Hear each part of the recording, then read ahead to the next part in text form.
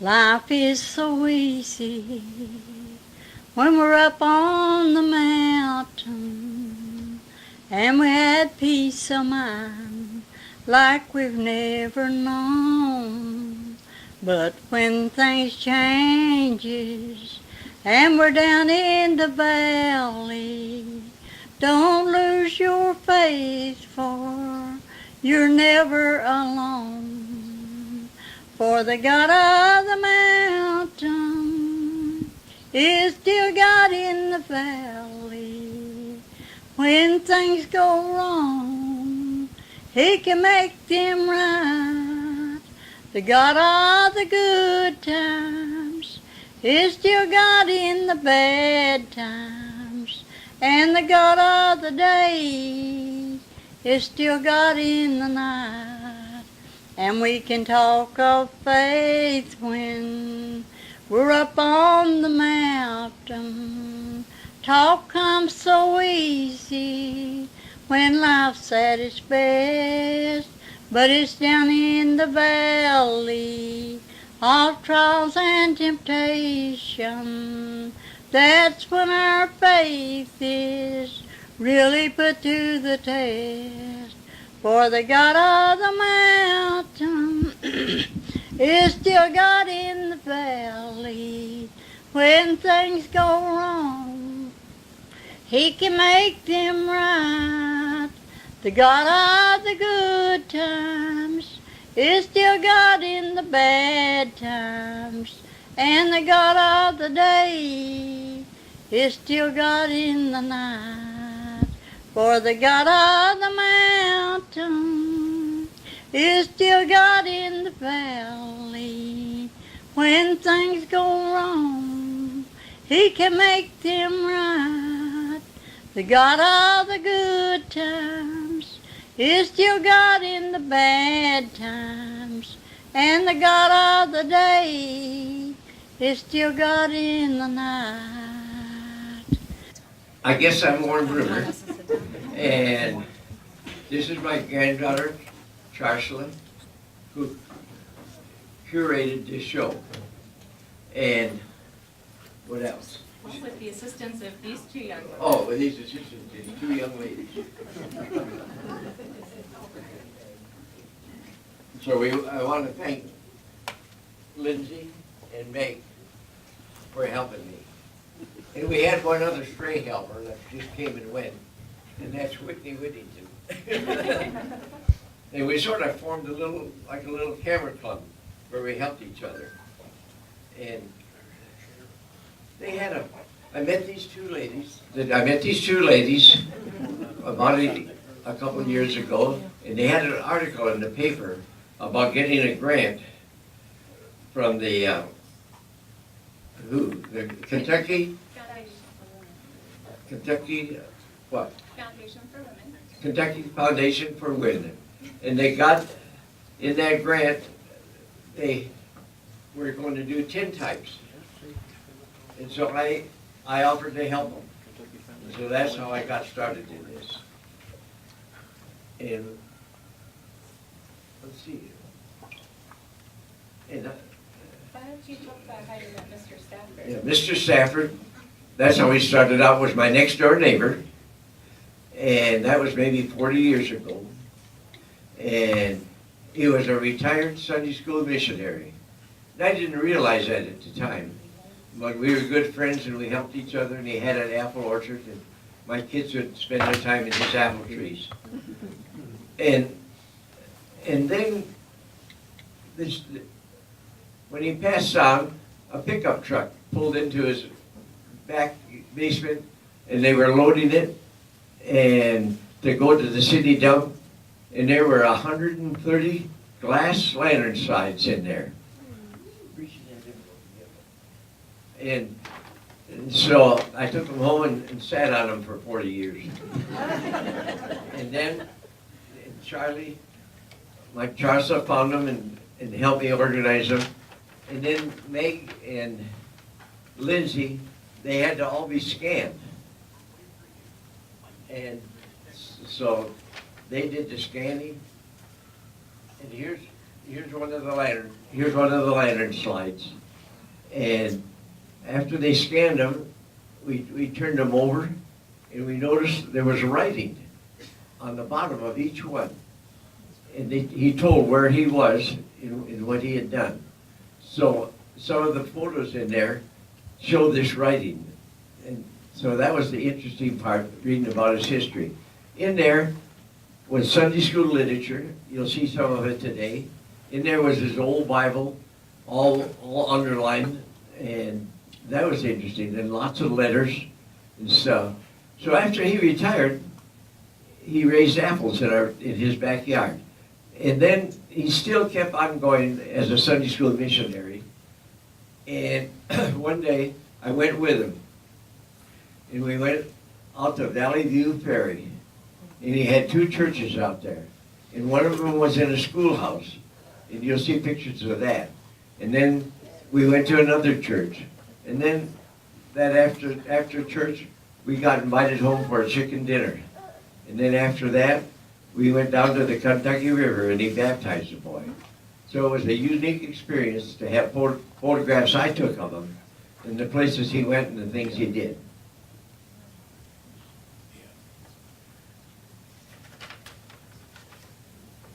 And let's see, I've got another note here.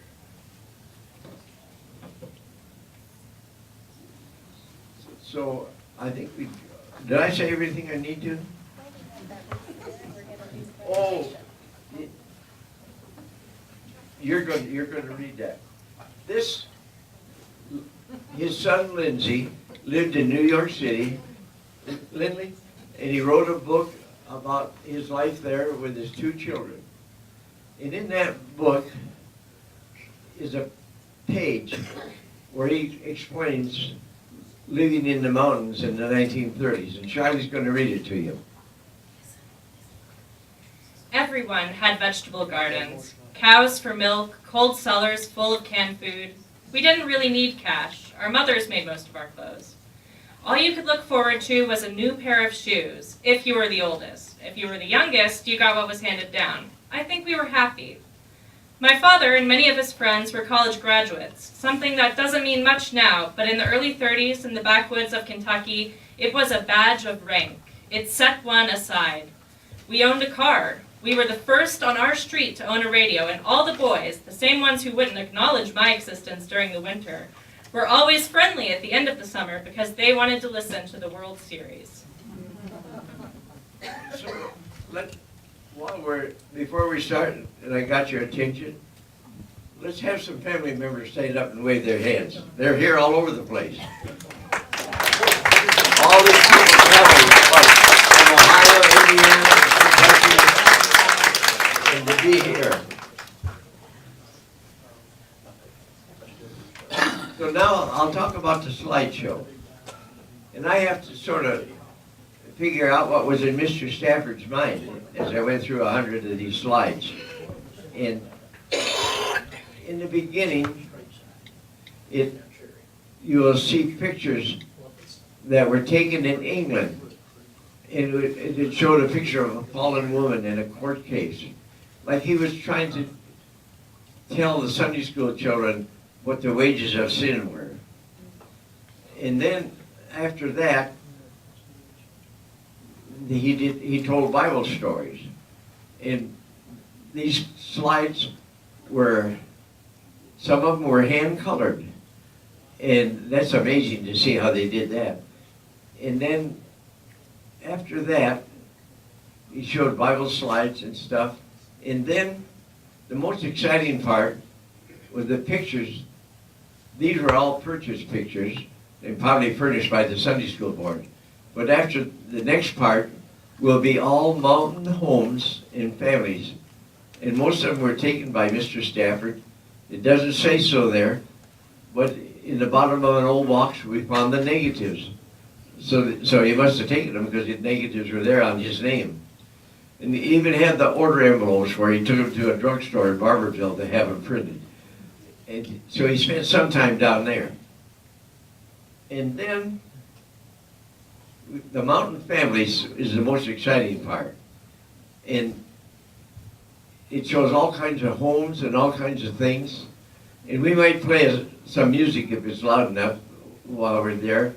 And the music is of a friend of mine that lives out on Red Lake. She's now 90 years old, but about 25 years ago, we sat in her log cabin, and I had a little tape recorder there, and she sang all these songs for me. So you're going to sort of hear them, because Stafford was in the mountains in the 30s for sure, and that was when she lived there. So there's her songs from that era. And then after we see the mountain families, you'll see pictures of Sunday schools that in Bible camps where all the kids went. Some went in trucks, some walked, and some went by horse and buggy, and all lined up in the back of a wagon. And you'll see those. Did I say it all? Yes, sir. I think we're ready to begin the show. Okay.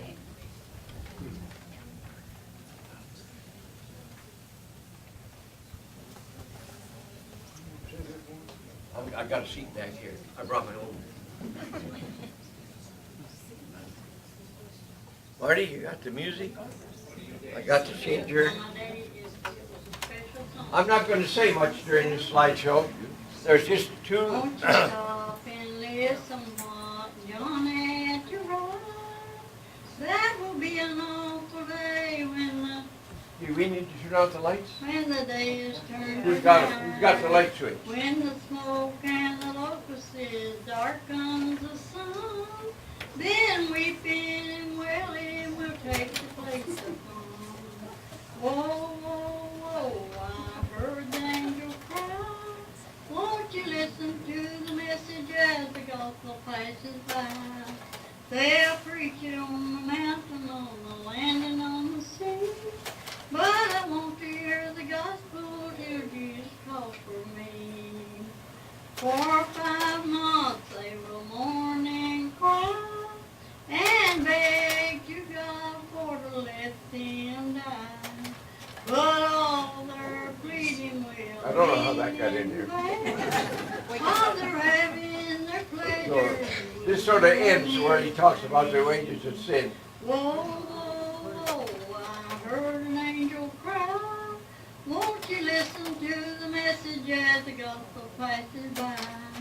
Now we're into Bible stories. On the land and on the sea. And I want to hear the gospel till Jesus calls for me. When the 4 angels are loosed and the men begin to die, the wicked that are laughing will then begin to cry. But their crying will be too late, for you know the Lord has said that the men will keep dying till the 3rd part are dead. And whoa, whoa, whoa, I heard an angel cry. Won't you listen to the message as the gospel passes by? They'll preach it on the mountain, on the land, and on the sea. And I want to hear the gospel. Now we're into mountain families. And these were probably taken by Stafford. You'll like it though. Jim Lates. What is it? Jim Lates that lived with Eliza Ellis? Yeah, Does he sing? yeah. I didn't know that. Let's see, Is it the one that Jim Lates, yeah. did he write it? No, Turner wrote it, but Jim always sung it. Yeah, okay.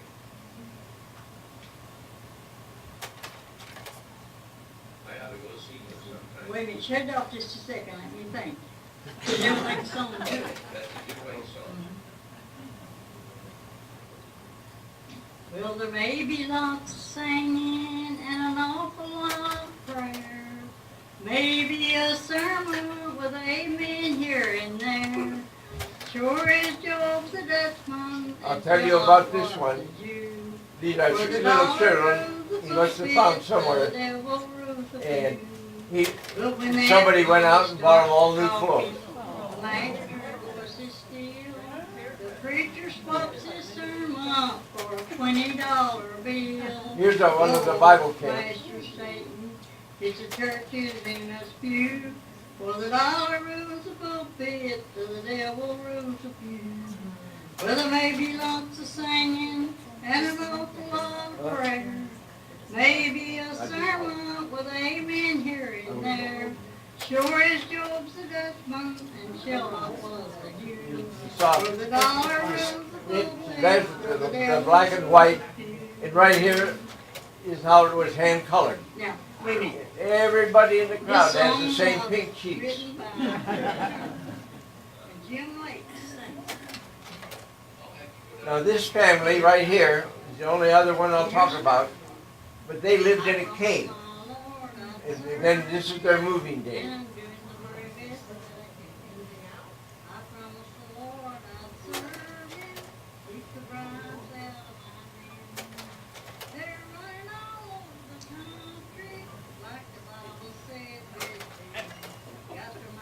This is my favorite picture. He's got them all loaded up to go to Sunday school.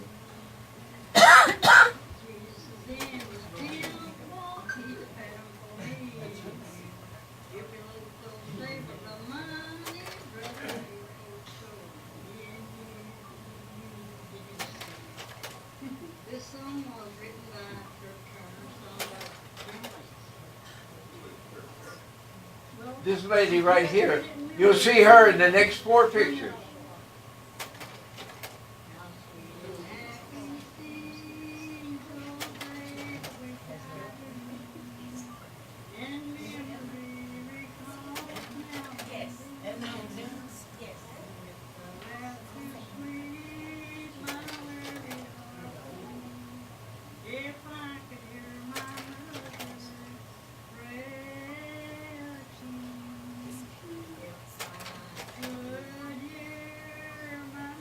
And that must be the car he drove. We got one picture of him standing by it. Looked like maybe a 32 Chevrolet or something.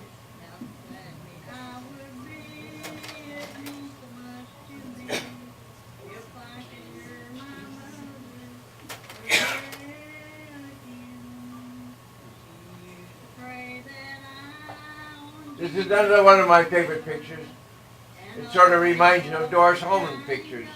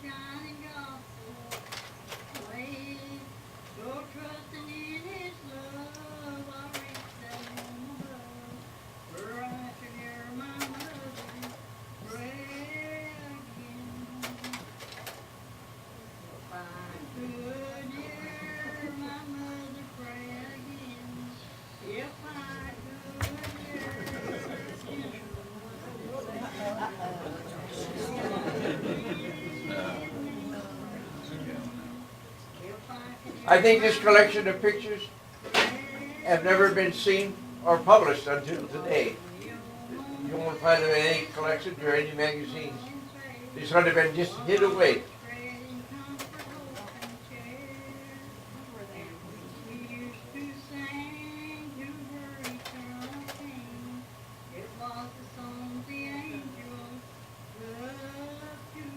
There's still churches like this in Appalachia. And I've been to some of them.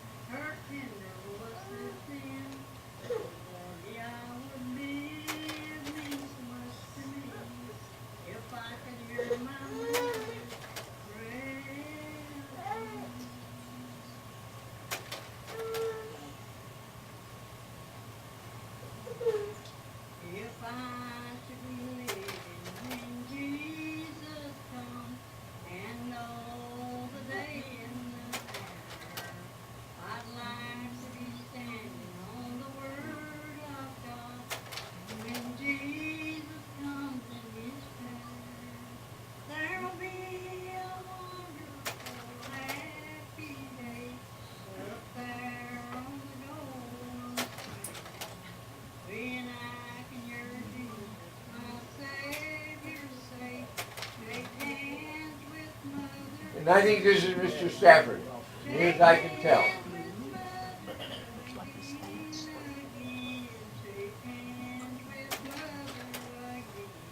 Now, take a long look at this Sunday school literature.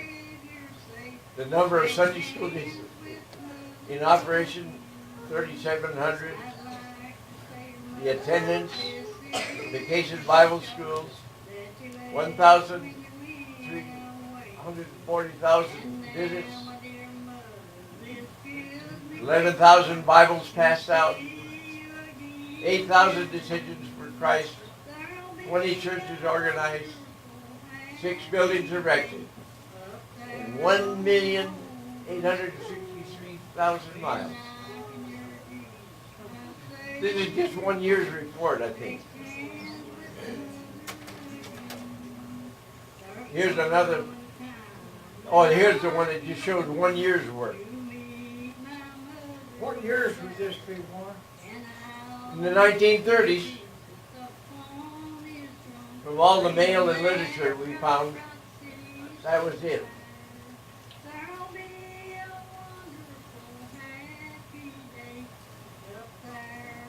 There, that year they traveled 3 million miles. From some of the pictures, it looked like there were about 15 or 20 missionaries in the mountains at that time.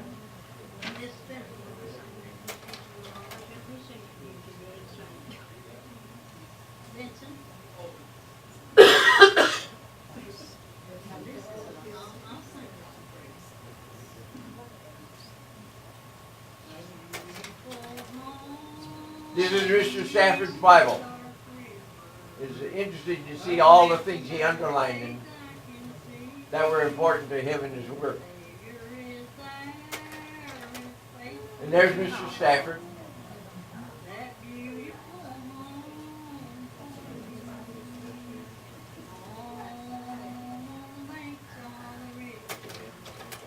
And here's Mr. and Mrs. Stafford at Boone Tavern on their 50th wedding anniversary.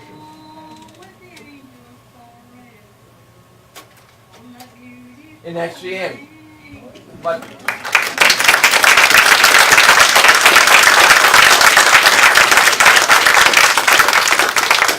Meg and Lindsay are here to ask you any questions about how he put all this together. Because it took all 4 of us and some extras.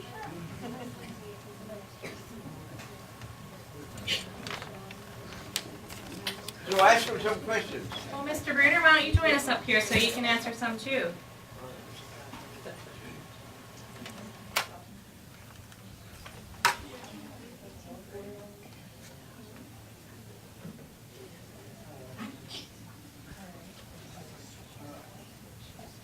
Ladies, what are your plans for publication of this? Has it already been done, or what are your plans? We have no plans and nothing's been done.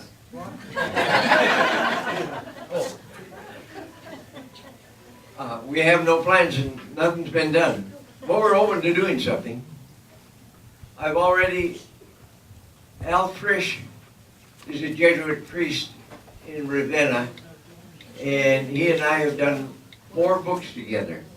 And I've done 10 books already, and the only reason we can do them is my daughter puts them up on her computer, and you push a button, and it goes to Amazon, and it comes back a week later in the mail. And so we could maybe do something like that unless we found somebody that had a grant to do a complete book. But that's how we've been doing our books, just on the computer, and we can order 1 book or 10 books or 20. And so if we sell one, we order another one. So that's what I've been doing. And there's Callie Isaacs is here, my friend from Red Lick, and I did a book on all the people that lived in Floyd's Branch. And it doesn't have any names or any words in it, but it's all pictures of all the families. And then we printed them up, and I gave each family one. And then now they're for sale if anybody wants any. More questions? I think we would all love if more people could see these pictures, but that would have to come after consultation with the family members, of course. So Mr. Berger, that book was called Red Lick Memories. Is that the one? That's it, yeah, Red Lick Memories. I have two questions. One is you mentioned a picture of a family that lived in a cave on moving day. Were they moving out of the cave, and do you know anything else about that picture? Sometimes it's writing. Did you read it? These girls are, did you write what it said? I think the photo said that they were from Knox County. And our presumption was that they were moving out because we know part of the missionary work was sometimes offering material aid to families in the area. So I think they were moving into a cabin maybe. Not all of the slides have information on them. If they did have a written label, then it's on the printed picture, so it didn't give further details than that.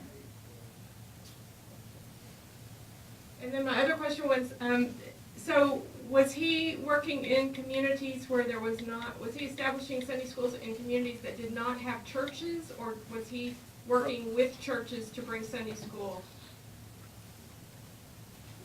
Do we know? We don't know that, but it looks like he worked with established churches because they were in the background of the pictures. And he was just, their mission was to start Sunday schools. A lot of these churches didn't have Sunday schools. Yeah. Just preaching. And the Sunday schools also offered childhood literacy classes, so that was definitely a large part of their mission that maybe the churches were not providing. So What denominational thing was it? He was a Methodist, and he went to a Bible college in Indiana. let's see, another question? Oh, there we go. This is a photographer's question. Did Mr. Stafford make his own pictures and do the processing and making the slides himself? No. You send the negative pictures to Philadelphia, and they made the slides there. The company's name in Philadelphia was on the slide. It was printed on just about every slide. But he took the pictures of the mountain families, because in his stuff we found the negatives. So that's what, and all the rest are either purchased or furnished to him by the Sunday school board. Thank you. I got a question. About how many more photographs do y'all have in the archives than what was able to be published today? And what portion do you think you were able to publish? There were 80 in the carousel, Yeah. and there were 130 slides. But, what do you say, 20 or 30 of them were damaged? Yes. Yeah, they were beyond using. And when you go to the exhibit, you'll see them, you'll see the streaks and the water damage and the things that happened to him over the years. So they probably laid in his basement, which might have been damp for several years. I also estimate that there were probably 50 to 75 film negatives that we were unable to scan before the show started. So in addition to the 130 lantern slides, there were also negatives as well. It was fun living next door to Mr. Stafford. He had a riding mower, and my wife had to help him get on and off. And he'd ride around, and then he'd sit there till she came. And sometimes he'd work in his garden, and he'd fall down and he couldn't get up. And he'd wait till my wife came home from work. She'd go check on him and help him get up. And then the other thing, he was trying to start a rototiller. And he pulled on it and pulled on it. And I went over there to help him, and I said, Mr. Stafford, why don't you buy one with an electric start? He said, don't need to. Got good neighbors. So it was fun living next to him. Anything else? Any other questions? We'll sit here, you can come and talk to us. Now, I have a question. Did he hang on to his camera equipment? I didn't find You any. didn't find it. That would have been a great find, though. I'd love to know more about the camera. I think they would as well. So those projectors back there, like? I know they were not in Mr. Stafford's collection. Are they what was used though? They were not in Mr. Stafford's collection. We did find them used. Mr. Bruner, do you know more about how those were acquired? Marty and I found one of them in an antique shop, and the one that operates on kerosene, he just got on the internet and found it. When did Mr. Stafford die? 1983. 83. Is that right, family? About? Yeah.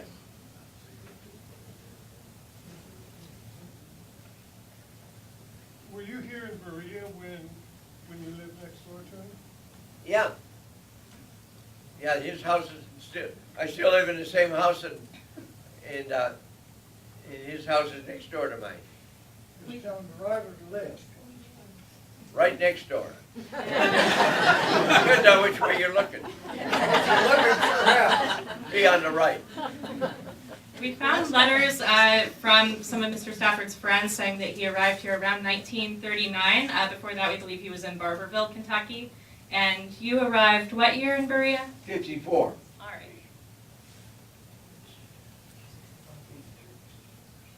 Were most of these pictures taken in the same spot, or where, do you know where Well, they were taken? Barberville.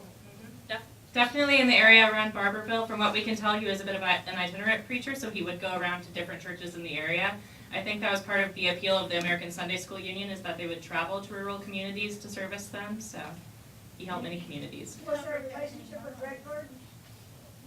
Redbird? Don't know, but you are correct, whoever said that over there. He did cover many miles, so I think that's why the car is such an important image within his collection, because it was definitely an integral part of his service to the community.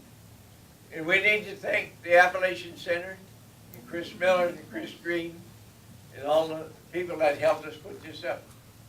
And Charlesa printed every one of those pictures that you see by hand. And that was a great event. It would not have been possible without Lindsay Winland, who started scanning these images, and they were excellent scans. I can attest to that as the printer. And without Meg Wilson, who spot checked many of them, and let me tell you, that is no small feat, and they look amazing as a result.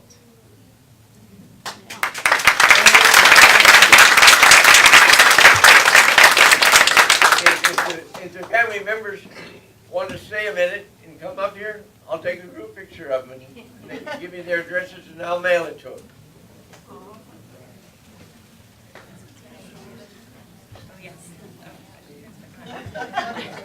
Thank you, everybody, for coming today. I think this has been a wonderful show. I can't wait to talk to some of you about the images in there. And enjoy Native Bagel Company's delicious bagel and pretzel bites.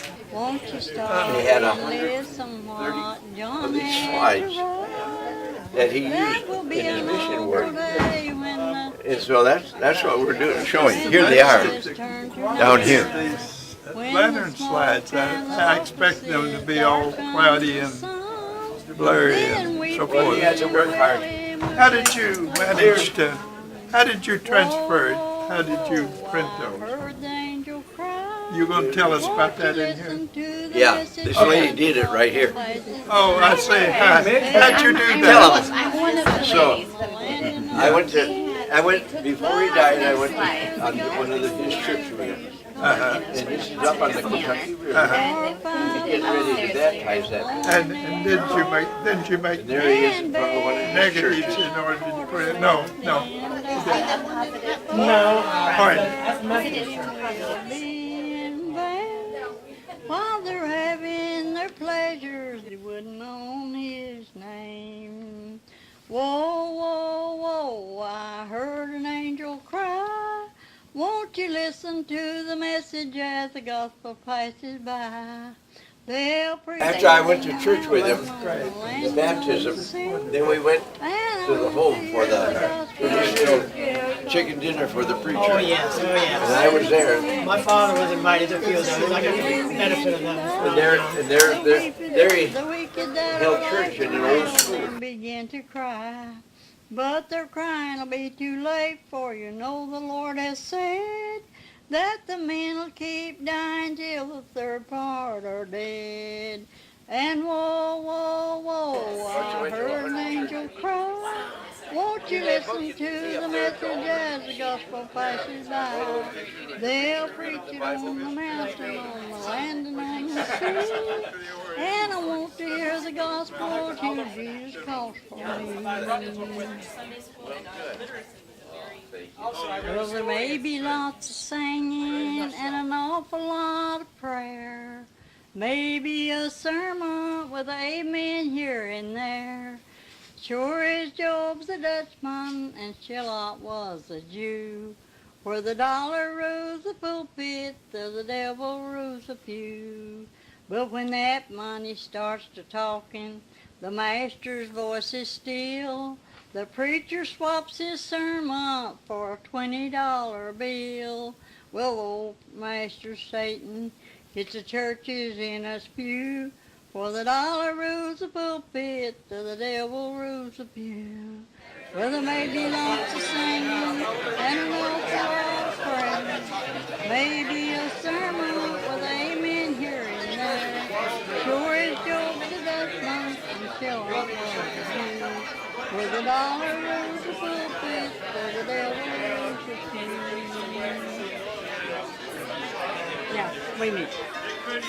This song was written by Kurt Turner, and Jim Lake sings it. Yeah. And here's another one. I promised my Lord I'd serve Him, and I'm doing the very best that I can. I promised the Lord I'd serve Him, keep the bribes out of my hand. They're running all over the country, like the Bible said they'd do. Got their minds so corrupt about money, Lord, they don't know what to do. Jesus is in the temple, He's a pattern for me and you. If you overthrow the tables of money, brothers, you can sing that. How sweet and happy seems those days of which I dream, and memory recalls now and then, and with the rapture sweet my wearied heart would be, if I could hear my mother pray again. If I could hear my mother pray again, if I could hear her tender voices then, how gladly I would be, it means so much to me. If I could hear my mother pray again. She used to pray that I on Jesus would rely, and always walk the shining gospel way. So trusting in His love, I reach that home above, where I shall meet my mother some glad day. If I could hear my mother pray again, if I could hear her tender voices then, so gladly I would be, it means so much to me. If I could hear my mother pray again. She used to pray that I on Jesus would rely, and always walk the shining gospel way. So trusting in His love, I reach that home above, where I should hear my mother pray again. If I could hear my mother pray again, if I could hear her tender voices then, so gladly I would be, it means so much to me. If I could hear my mother pray again. Was in the old home place, her precious smiling face was always spreading comfort, hope, and cheer. And when she used to sing to her eternal King, it was the songs the angels love to hear. If I could hear my mother pray again, if I could hear her tender voices then, so gladly I would be, it means so much to me. If I could hear my mother pray again.